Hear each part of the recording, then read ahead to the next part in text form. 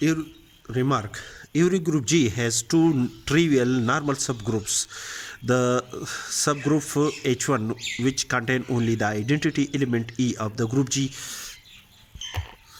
because G GH G inverse is equal to the GH1 G inverse is equal to H for each G belong to the group G.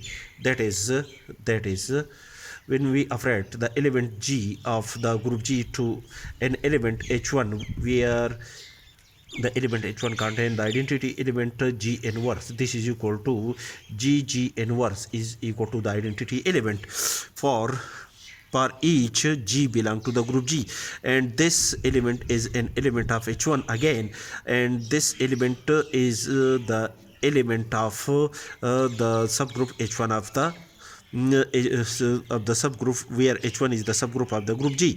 Therefore the condition is GH1 G inverse is equal to the set the subgroup H1 again for each G belong to G.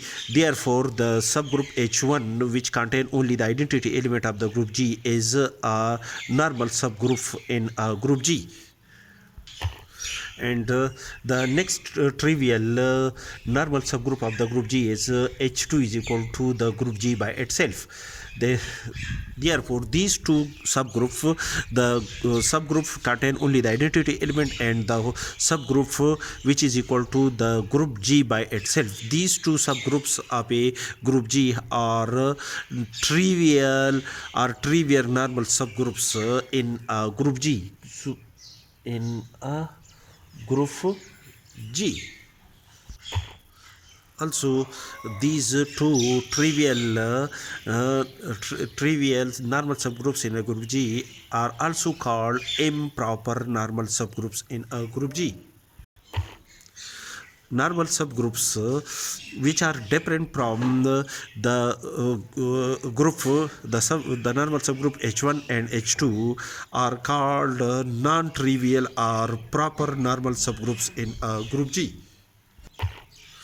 A group G having no proper normal subgroups in a group G is called simple. The relation of being a normal subgroup is not transitive in general.